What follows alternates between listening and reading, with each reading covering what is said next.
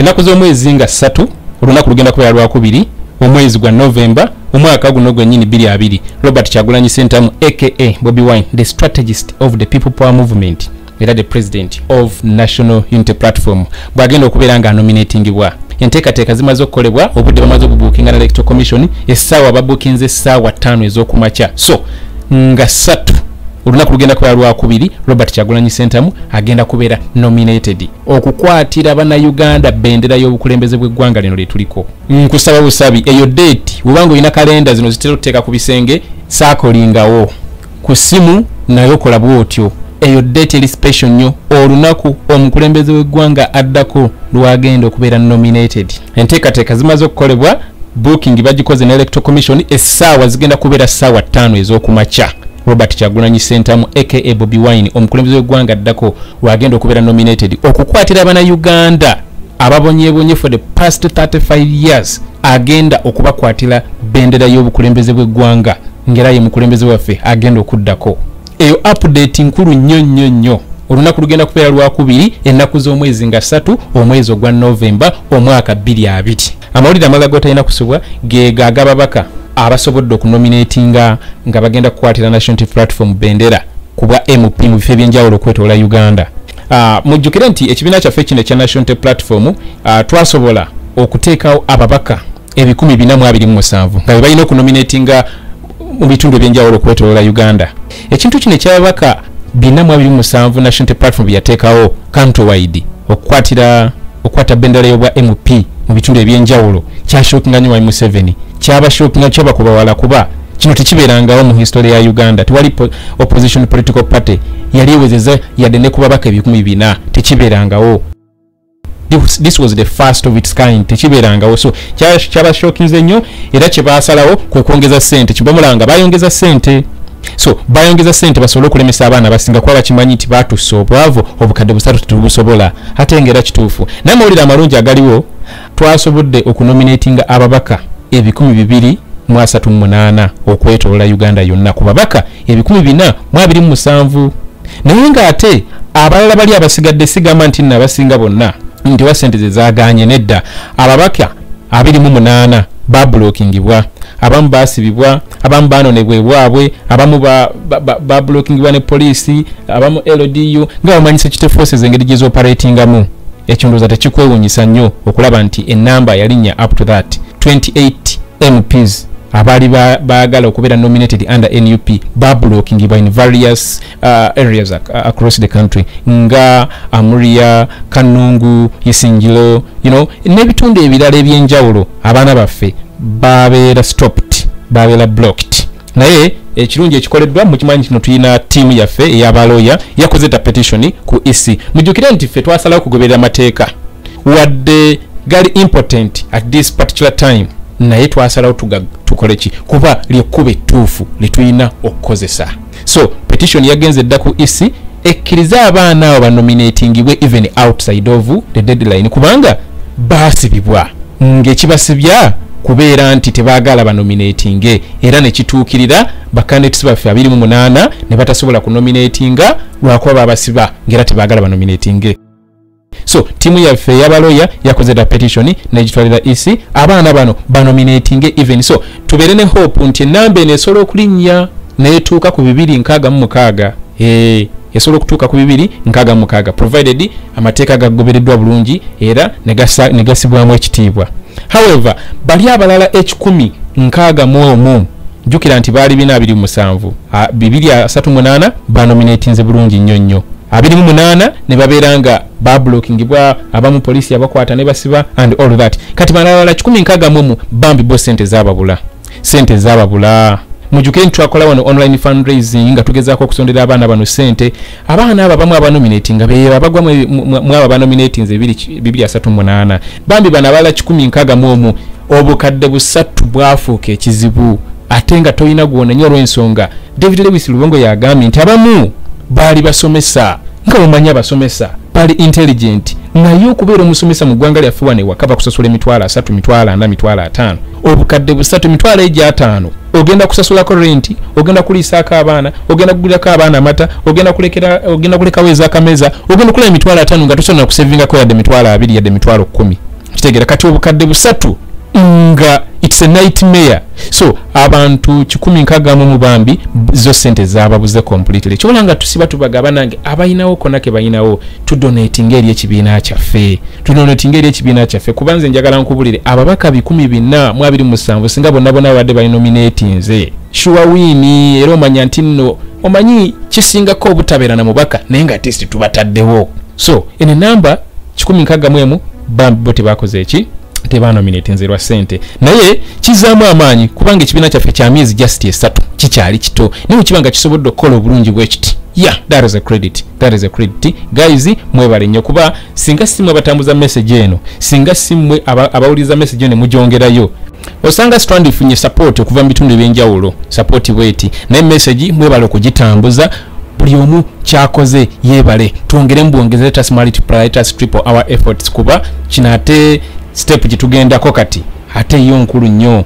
You understand? Eno step ene yo eyakalulu kuba president nkujjukiza nti omukulembeze waffe agenda kunominating nga 3 olunaku lugenda kwa lwakubiri essaawa 5 ez'okumakya. Ye date omukulembeze waffe gyagenda okunominatingibwako kuba president bwa Uganda okwatira bana Uganda abasafarinze for the past 35 years okubakwatira bendera y'obukulembeze bw'eggwanga. So eyo date tugimarking. Amujja kunsonyiwa statistics w'ebibiina ebirala simumanyi era simuyina olw'ensonga nze ndi focused nnyo ku kibiina kyange kino ekya National Unity Platform. Kuba oli ayinza okwebuuza nti FDC yaleese bameka, nti ANT yaleese bameka, nti oba GMA yaleese bameka, nti oba NRM yaleese bameka. Simanyi, ndi focused nnyo ku NUP ky'ekibiina kyange kyenjagala kikole bulungi nnyo kyenjagala kiraining spring. However, mujjukire nti ekigendera kya Mwami Museveni okwongeza sente zijja ku mitwalo 2 oziteeka ku bukadde busatu kyali kyakulemesa nnamba yaffe ey'ababaka bitwali tutaddewo. Tebakomye okwo. Ababaka bano abayiseemu 238 nga kwotadde ne bafulaga beeyalazi baffe ab'ebifo ebyenjawulo okwetooloola Uganda. Ate era bagenze bafuna obuzibu bungi nga updates mujjukire jjo nabawadde update ya Lango sub-region nti ababaka baffe tebakkiriza kubeerako yadde ku radio press conferences bazikola tuwali media platform nemwejja nti bafuna threats okuva mu government, bafuna threats okuva mu UCC cancelling license yaabwe, ebifaananyi babiyuzaayo and all of that. Kati nno ekiriwo ekirala babasaba sente empitirivu nnyo nga candidate wa form era Mulango sub-region bamusaba miliyoni 6 okwapialinga ku show just ya saawa emu. Can you imagine miliyoni 6 nga program egenda kubeera ya saawa emu. Jukira radio mutuula butuuzi wali radio stations engeri gyezikola mutoyinza gitegeera kuba it's fun and tosobola kumanya bantu bameka bali mukuwuliriza. Osobola okutula mu radio mundanga oyogera naye ng'agawalayi toyinako omuntu n'omu akuwuliriza. Nze nali nkondakitinzeko online radio. I know what it takes and I know what it means kuba nga nali ntera okulaba numbers wali ng'olumu osobola kubeera n'abantu 100 naye nga there comes a time nga toyinako omuntu n'omu. You understand? So radio station yanjawulo abantu bano flaga beelers baffe ba candidates baffe munange walogo basabye miliyoni 6 okwapialingako ku show just ya saawa emu ne bannange kiki kye tuliko kati ataawo ng'onyumiza nti no tugenda mu scientific elections. Kyolabanga nze nsiba ngamba nti twebereremu bana abasajja tulina batwala ntyaji. Let us just build confidence. Let us just build that confidence nti twetaaga eggwanga lya fodiediza kubona obujwanga tetusobola mukkiriza. Kati gwosaba otya omuntu obukadde 6 kati wabanga agenda kukola shows up to election period awaba yetaaga sente meka obukadde busatu obadde bumwekubya mpi okuregistaringa for okubeera nominated kyokka ate ku radio yagala akusasule obukadde 6. Bino byonna si kizibu ky'abantu abo owners ba radio stations, kizibu kya government bafuna threats nyingi. Nate n'ekirala ekizibu ekiriwo nti radio stations mu bitundu ebyo ebisinga teziriyo. Ojja sanga radio station yemu ate nga ya mubaka wa NRM subscribing to ideologies of this fed regime. Okitegera is an apologist of the incumbent whereby is going to set up the terms, is going to do all the necessary kavuyo okulaba nti nno abantu baffe tebafuna airplay. Joel Senyonyi ensonga eno agyogeddeko, sooka owulire engeri gy'agyogeddeko ate era tweyongereyo. Have learned with dismay that a number of our candidates are being denied airspace. They're being locked out by radio stations, especially out of Kampala, especially. We, for example, know that radio stations in Lango sub-region under the association are looking out from appearing on radio programs. These radio station owners say they are afraid that their licenses could be withdrawn or their equipment confiscated by UCC Commission, together with police. And their claim is that they have received warnings, a series of warnings from UCC restricting their newsrooms from airing NUP-related activities. So that's happening in Lango sub-region, it's happening in Greater North, it's happening in Uganda, it's happening in some parts of Eastern Uganda. As you will recall, not too long ago, Honorable Kyagulanyi was denied access on a radio station in Mbale. Now this continues to happen with impunity. It is actually against the law because the law expects equal coverage. It expects it, it messages it to everybody. The way the Electoral Commission to come out very clearly on this, because as the superintendents of this whole process, they have said, no, you guys cannot hold rallies. You should go and campaign on radio, on TV, and all of that. But if our candidates are being denied airspace, sometimes even when they are willing to pay, and in other cases they will pay, but then an RDC will intimidate the radio managers, and then the radio manager will call the candidate and say, please, I'm sorry, I cannot host you. Here is a refund of your money. We would like the Electoral Commission to come out very categorically on this matter, because they're the superintendents of this process. They're the ones telling us, go and campaign on radio, on TV, because you cannot hold rallies. Is this what is expected?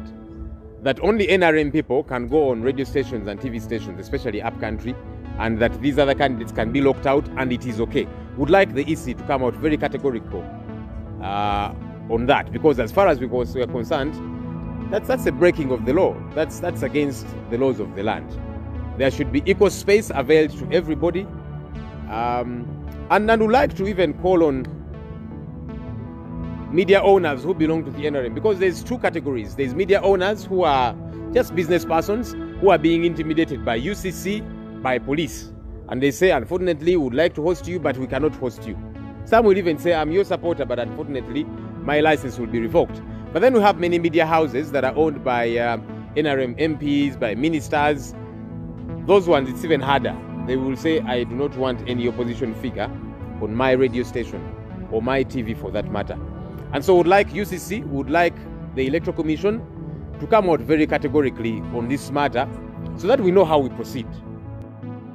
I'm sure you've heard from Joel very well. However, what on the issue nendala nti ekibina kigenda kukola ki olwokuba UPDF amagye military and all the security operatives balumba office ya fene baba documents ne baba uniform ne baba ebintu ebyomugaso ebisinga nga kwatade signature zaffe. Ekibina kyo kisazeewo ndi kigenda kuwabira muntu sekinoomu kuba wogamba nti wabire police number bana bantu bajjanga 10 n'okusoba ate nga bali mu departments ezenjawulo LDU, military, anti-riot police, UPDF ne police. Of course batumibwa abakulu mu government nga bakulemberwa Mame Museveni kuba bajja ne orders from above, bajja n'ebikozesebwa byonna okusala buli kimu, bajja nga mission ino okubeera complete era nga bakikola mission ebeera accomplished in their favor. Batwala signatures ne batwala nebyo documents enekusifu ezikwatagana n'ebintu ebinjawulo ebikolebwa ku national platform. Kati ekibiina kisazeewo kigenda kukwabira muntu sekinoomu. Muntu sekinoomu nti gwafande gundi gwakulira kino nti ye mu mbuga z'amateeka tuli wano. Kuba wogamba nti wabiri government ebyayo mugimanyi. So tugenda abantu abakola ebikolobero. Joel ansanyudde nnyo ng'ayogera ensonga eno. I believe it would be better if you hear it from Joel as he's giving that explanation. We have decided to take action as a political party. Given what happened in the past couple of days, the raid on our premises, the arrest of our people, as a party, a registered political party, because we're operating within the law. And as such, anybody that stands in the way of our legally accepted work breaks the law. And so we have decided to go to court. We are taking police leadership, army leadership to court.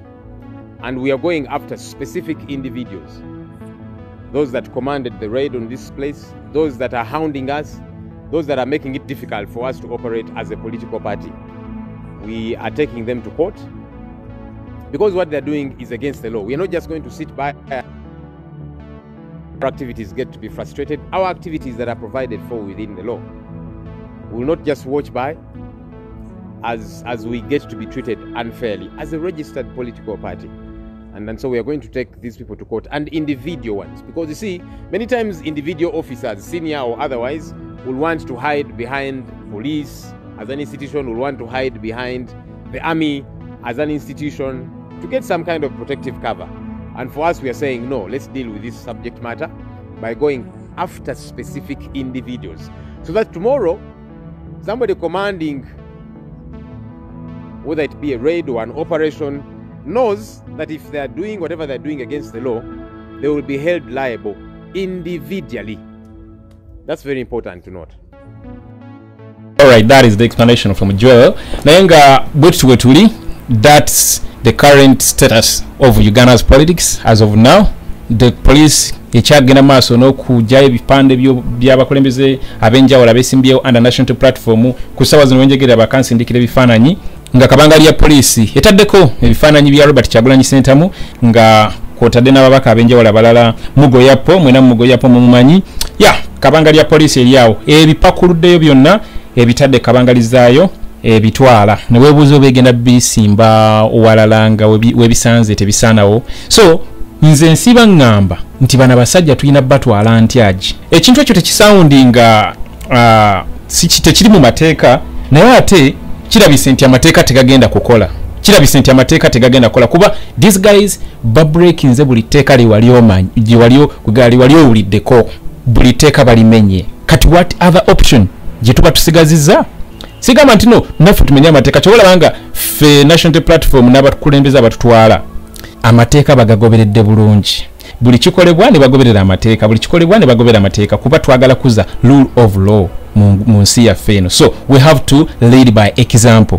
Naye in the process of wanting to change that narrative to the reality to take a rule of law, okujijja ku bano abatagigoberera yeyo process jengamba nti abasajja bano twebereremu.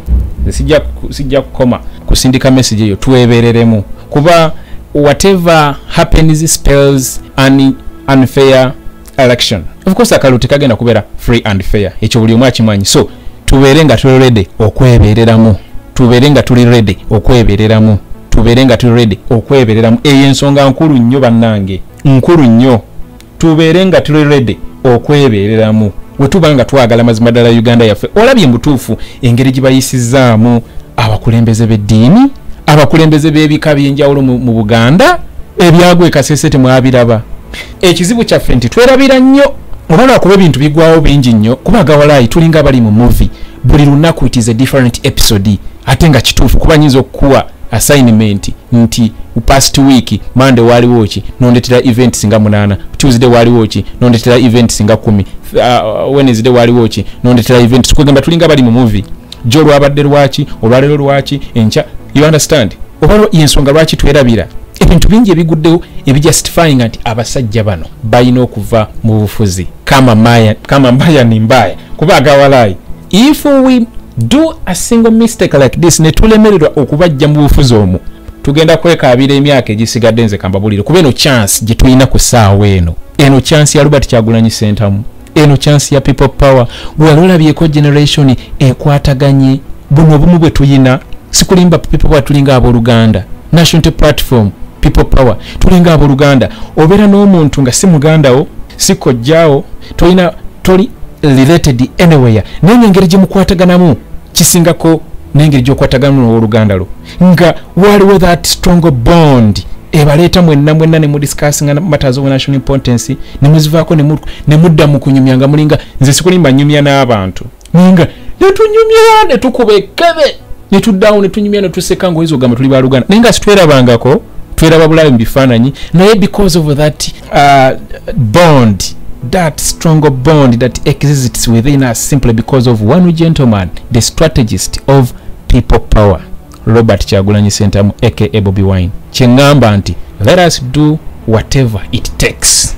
Tukole ekisoboka tuteeke tukole ekisoboka ffe bannayuganda ffe tuteeke omukulembeze oyo mu ntebe atukulembere atugayidinge gye twagala tujja kutuukayo kuba ffe tuba tumwetereddewo ebiragiro by'abagenderako biba byaffe wabula si nga bwe kiri ku ssaawa eno nti ebiragiro biva from above ate nga binyigiriza omuntu asimbayo wansi ne weebuuza ekigendererwa ky'obukulembeze ki ekigendererwa ky'okubeera ne leadership structures ki kuba buli order eva from above buli ni chairman w'ekyalo seba akufuukira ezzike chairman w'ekyalo akufuukira ezzike kasita abeera nga subscribinga ku NRM RDC akufuukira ezzike so let us be ready okwebeereramu naye akakaseera kajja let us just be ready ka message kongereyo ekisembayo nga maliriza tuwerabira kubira maamawo taatawo baganda bo ne mikwano gyo obajjukize nti no 2023 tulonda Robert Kyagulanyi Ssentamu kuba president ate tulonda manvuuli so tuwerabira kukola kintu ekyo nsiba nkugamba nti feeding the mind is like a bathing we need it every day people forget but once we keep updating their mind once we keep feeding their mind with the right information that information comes a time ku mind zaabwe it comes a time when that message tosobola gisimula mu bwongo bwabwe because of that consistent reminder gye tubeera tukola so ku ssaawa eno ennyini muntu musindikire ka message nti maama okijjukira bulungi nti no 2023 tulonda Kyagulanyi nti ye taata you understand bwe tutyo message tugenda zitambuza kubanga radio bagenda zitugana TV bazituganye red TV and all of that so tetugwamu maanyi lw'okuba ebiwe ebiri no we always devise means we're a generation eyenjawulo there are very many options so tugende maaso nga we utilize those options